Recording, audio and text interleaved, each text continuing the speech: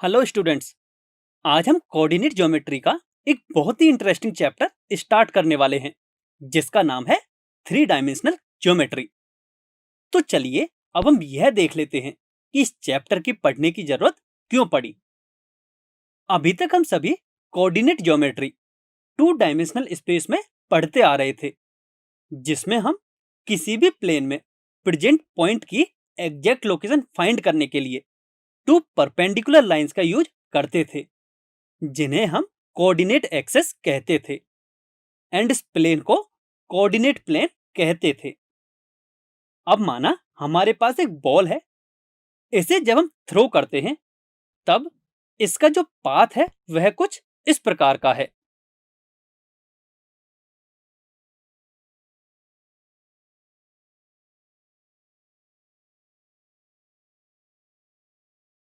अब यदि हमसे इस पोजीशन के लिए बॉल की लोकेशन पूछी जाए तो इसे हम फाइंड करने के लिए क्या करेंगे?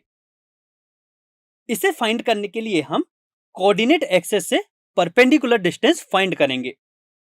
तब हमें इस पोजीशन के लिए बॉल की लोकेशन मिल जाएगी। इसी प्रकार यदि हमें बॉल की इस पोजीशन की लोकेशन फाइंड करनी हो तब भी हम कोऑर्डिनेट एक्सेस से परपेंडिकुलर डिस्टेंस फाइंड करके लोकेशन फाइंड कर सकते हैं। एंड सेम इस पोजीशन के लिए भी हम आसानी से लोकेशन बता सकते हैं। तो आप यहां देख सकते हो कि टू डायमेंशनल स्पेस में किसी पॉइंट या ऑब्जेक्ट की लोकेशन फाइंड करने के लिए हम टू परपेंडिकुलर लाइंस, जो कि टिपिकली कोऑर्डिनेट एक्सेस होते हैं, उनसे परपेंडिकुलर डिस्टेंस फाइंड करते हैं। अब माना हम एक रूम में हैं जहां पर हम इस बॉल को थ्रो करते हैं एंड इसका जो पाथ होगा वह कुछ इस प्रकार का है।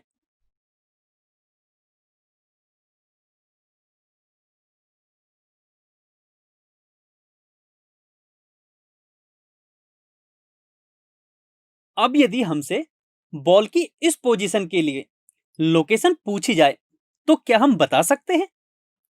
तो इस बारे में अभी हम कुछ नहीं कह सकते।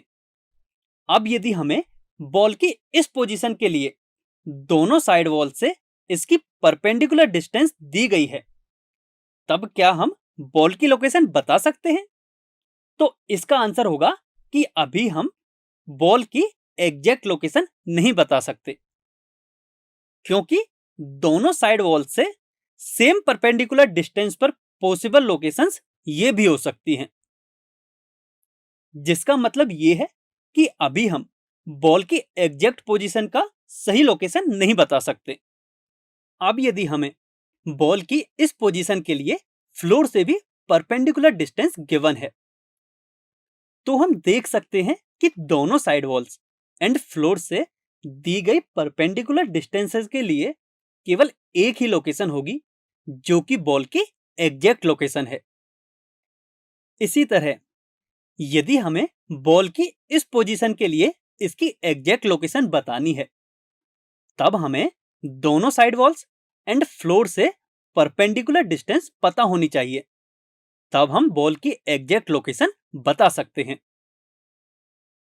अब यदि हम यहां ऑब्जर्व करें तो दोनों साइड वॉल्स एंड फ्लोर आपस में एक दूसरे के परपेंडिकुलर हैं, जिसका मतलब है कि यदि हमें किन्हीं भी तीन परपेंडिकुलर प्लेन से एक पॉइंट या फिर एक ऑब्जेक्ट की डिस्टेंस पता है तो हम उसकी लोकेशन बता सकते हैं।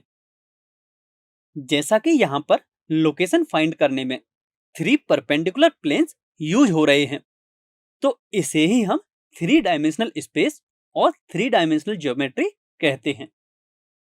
हमारे आसपास की लगभग सभी वस्तुएं थ्री डायमेंशनल होती हैं, जिनके लिए हम वस्तु की length, width and height find कर सकते हैं।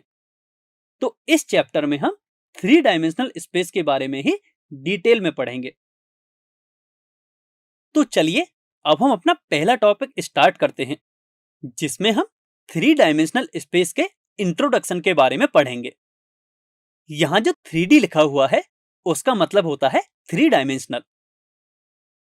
इस टॉपिक के लर्निंग ऑब्जेक्टिव्स इस प्रकार हैं, जिसमें हम सबसे पहले coordinate axes and coordinate plane के बारे में पढ़ेंगे इन 3 डायमेंशनल स्पेस। इसके बाद हम 3 डायमेंशनल स्पेस में किसी पॉइंट के कोऑर्डिनेट्स के बारे में सीखेंगे।